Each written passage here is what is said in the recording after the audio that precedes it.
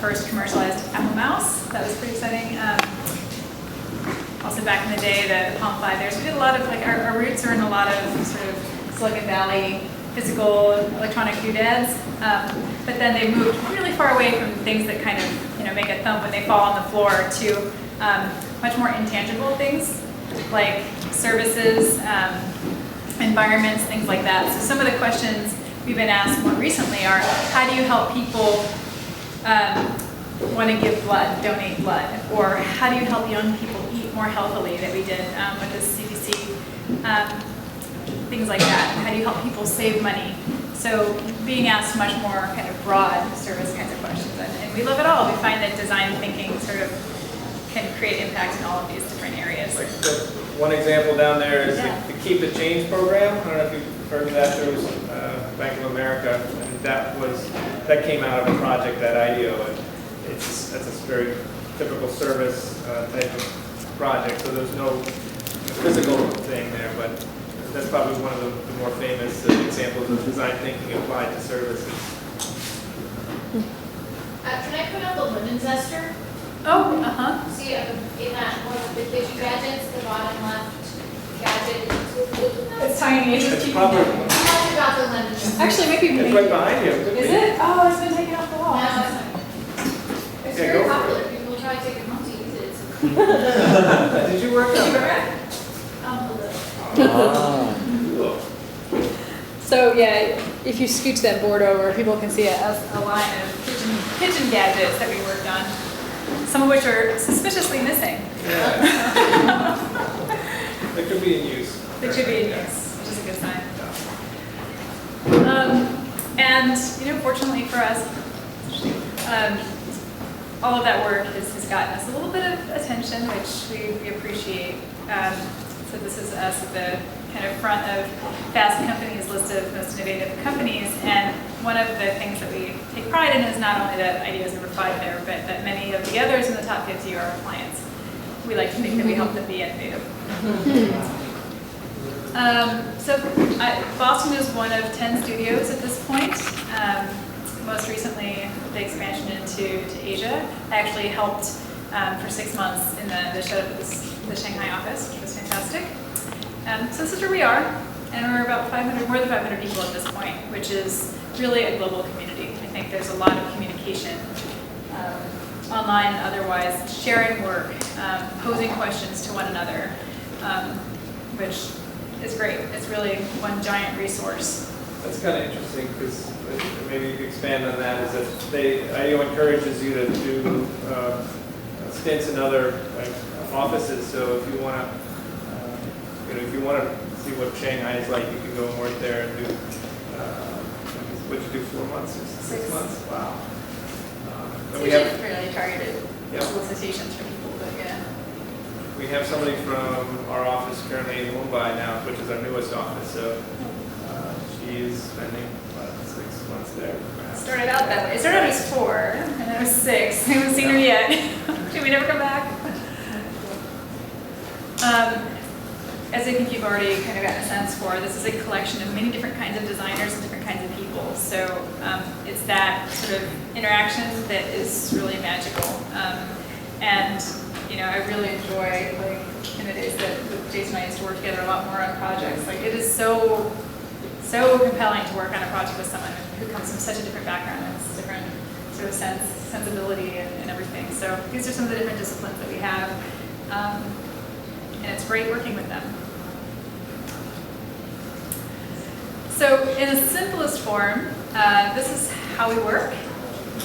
We begin with people typically, although as we're going to talk about today, you can kind of start anywhere. But we typically begin with just kind of immersing ourselves. You guys all came here with problems. We'd start by understanding the problem. And usually, ultimately, the cause of all problems or issues are people. And they're also the solution. So we spend some time with them, try to understand it, generate,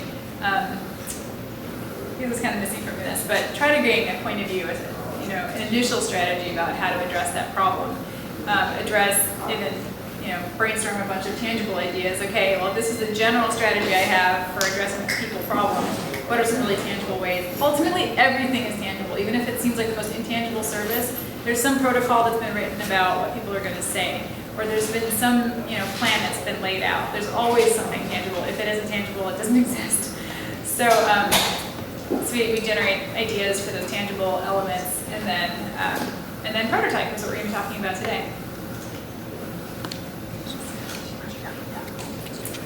So, just really briefly, I think you guys talked all about this already with Kate. So the first step for us is just really, what we assume that you have either done, hopefully, or will go back and do, is really understanding a problem. You save yourself a lot of work downstream if you just try to get in there and firsthand and understand, what people are saying, doing, thinking, and feeling. And what we find for all human beings, like if this isn't true for you, then I think you may not be human, but let us know, is that those are not the same.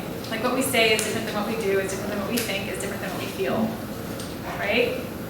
Not because we mean to be dishonest, it's just human, that's human nature. And so people like Kate and I, or even practice people, think that's really exciting. Those tensions are pretty cool. And so it's usually in those differences that you find the source of a lot of problems and also a lot of solutions. Like, how do you help people actually do the things that they think and feel that they want to do? We often go into people's homes to do our research, which is a great privilege for design to be that close to people's behavior, or real behavior. And we start by asking them a list of questions that we generate. But they'll often say something like, well, we'll ask them, so where do you keep your soft drinks? And they'll say, oh, I always keep my soft drinks under the cupboard, or in the garage or something. And then we'll say, well, can you show us, we just want to take a picture. And then they'll take us to that spot, and then inevitably there'll be some moment where, like, well, they're usually here, or, oh, that's right, I moved them and now they're up on the countertop. And so those are interesting little gaps between what people say and what people are actually doing. And even though they mean to, like in their mental model, this is where I keep my soft drinks. For some reason, that breaks down, and that's where the opportunities are, in those gaps. So anyway. So that's the first step, and then, I realize this is kind of missing the big sort of synthesis step in it, but that's okay. So hopefully we get a point of view about whatever the issue is, like what we think the most important issues are, and how we want to go about at a high level addressing them, and then we brainstorm solutions. We're going to talk about brainstorming tomorrow, I think. A bunch of rules for it. You're going to do it. Excuse me. You guys are going to be brainstorming up the storm, so to speak, tomorrow. So this is just an example, but it's about getting a lot of ideas, being visual about it, not being too precious about it, all that kind of stuff we're going to talk about tomorrow. So typically you would have also done some brainstorming before you showed up here today. We know that your week kind of got a little bit spun around, so we're going to work with that. But typically when you start prototyping, it's around an idea that you have brainstormed. And so hopefully you guys have some ideas, and if not, you'll come up with one. So prototyping is the topic of the rest of this presentation. So actually, we'll let you take it over from here. I think that it goes straight into this. Sure. Okay, so prototype could pretty much be anything. So in the left-hand corner there, we have what we call a paper prototype. So if we're designing an interface or an interaction for a device, then we need to figure out ways to prototype what that workflow is. And one quick way to do that is to just draw the little screens on Post-its or on pieces of paper and put them up in a kind of an outline, and then peel them away and say, well, first I would hit this button, and then I would have this screen, and then the next screen, and so on and so forth. So it can be as simple as just doing that. The one on the right is kind of a famous